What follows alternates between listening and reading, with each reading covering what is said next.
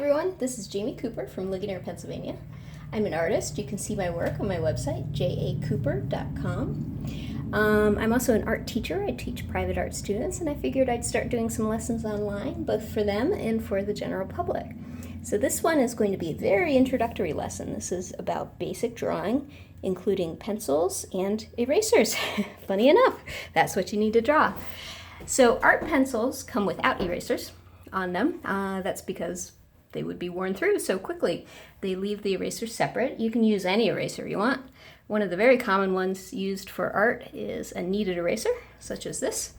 It comes as a little square wrapped in cellophane. You can tear a piece of it off and just use it.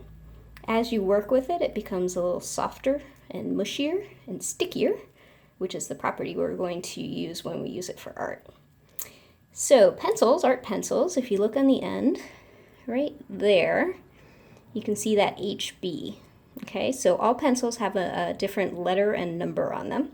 So I'm just going to go through that today and explain a little bit about what that means. So it's like a temperature scale. So if we have 0 degrees in the middle, that is the same as an HB pencil. Now we move one direction, we're going to get harder. We move in the other direction, we're going to get softer.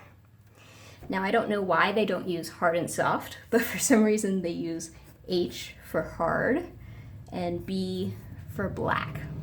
They usually don't write the 1 in front of these, they just write H and B. Now going up towards the harder range, we have 2H, 3H, 4H, 5H, 6H, and on and on and on.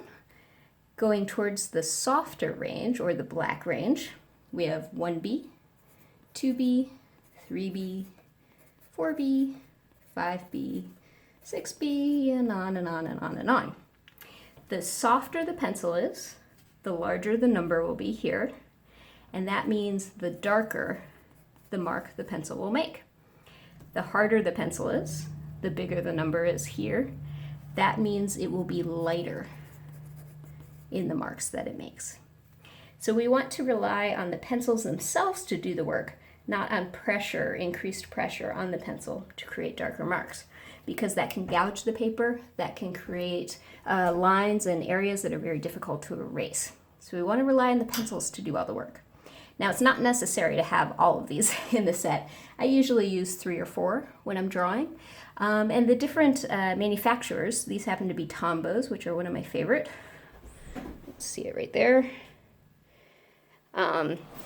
The different manufacturers feel differently, like one manufacturer's 2H is not equivalent to another manufacturer's 2H. So you just play around with whatever pencils you have and see what you like and see what numbers and letter designations you find to be the most useful. In these Tombos, I usually work with something like an HB, a 2H, maybe a 4H, and then something softer like a 2B. So I'm going to show you a little bit about how this works. This is a 4H pencil, and we're just going to do a value scale. So the idea is to get a little bit darker each time you switch, and you kind of take each pencil to the darkest value it's capable of creating. And you can spend hours and hours and hours working on one of these at a time and get it to be absolutely perfect. I'm not going to take the time to do that right now. So I may get slightly dark lines, which I just erased there with the kneaded eraser. And then you just kind of fill it in. The idea is to go as smoothly from light to dark as it is humanly possible to get. Now it's probably only worth doing this in your lifetime like once. It's very much an art school kind of project, but it can be useful. It also can be kind of a Zen meditative sort of thing when you're watching TV or whatever.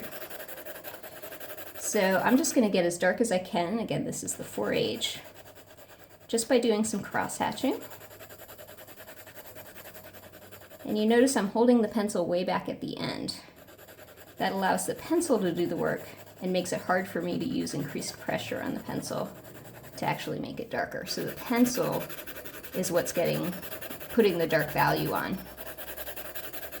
not my pressure, so then it's still easy to erase. Now, the beauty with kneaded erasers, show you over here, is that you can not only just totally erase, like you can with a regular eraser, you can also simply lighten up a value. So if you get a little line a little bit too dark, you can lighten it up. Get it to sink more towards the background, for example.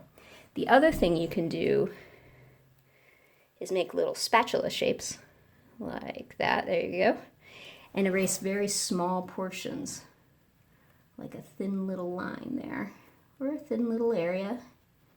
So it's a very flexible tool.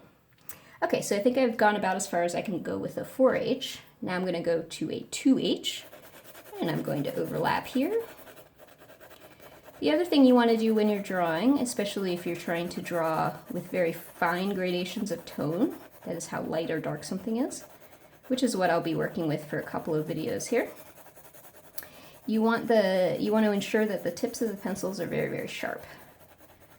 I've never been good at sharpening pencils with a knife or even a sandpaper block. The points tend to break on me right away. I'm obviously doing something wrong. So I just use a really good mechanical sharpener, and I use it frequently. That seems to work well for my purposes, so. But by all means, if you're good at using a pencil, a knife to sharpen your pencils, or a sanding block to sharpen your pencils, by all means do it.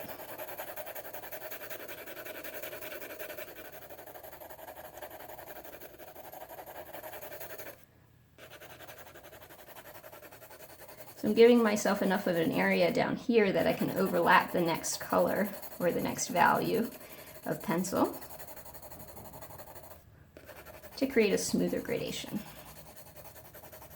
And simply changing the direction of the pencil's strokes or cross-hatching enables you to get even darker than that pencil would normally be capable of. Now I'm going to go to an HB. So you can see each time I switch pencils, each one is a little bit darker without me using any increased pressure on the pencil at all.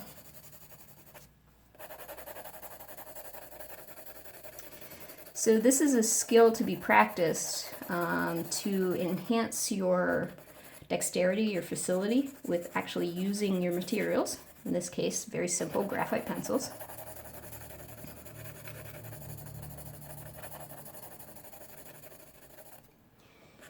And I'm just going back trying to smooth it out as much as possible. Again, without spending an inordinate amount of time on it. You can take as much time as you'd like. I've done these in the past where I spent, 2 hours getting it perfectly smooth. You can also go back to like your lightest pencil, the 4H, and use that as almost a blender to blend some of the transitions. It's a very useful technique I have found. And I'll use that. My next video will be on shading a sphere. So I'll use that technique when I'm working on the sphere as well. And if you happen to get a line that's a little bit dark, go back with the kneaded eraser. Kind of break it up. Don't try to erase the whole thing, because then you'll get a big white splotch in the middle. You just break that line up and blend it back in.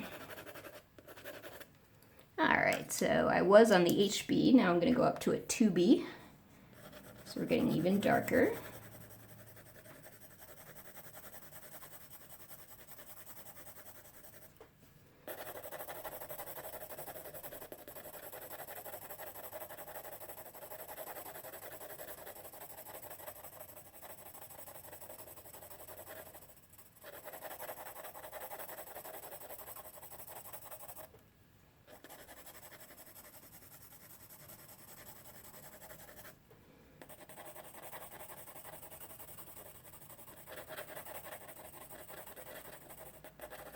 And then finally, I'm going to switch to, this is a 6B.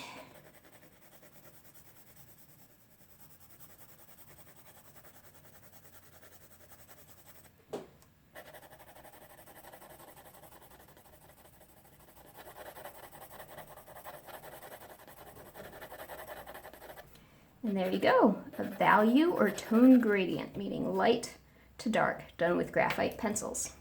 Thank you very much.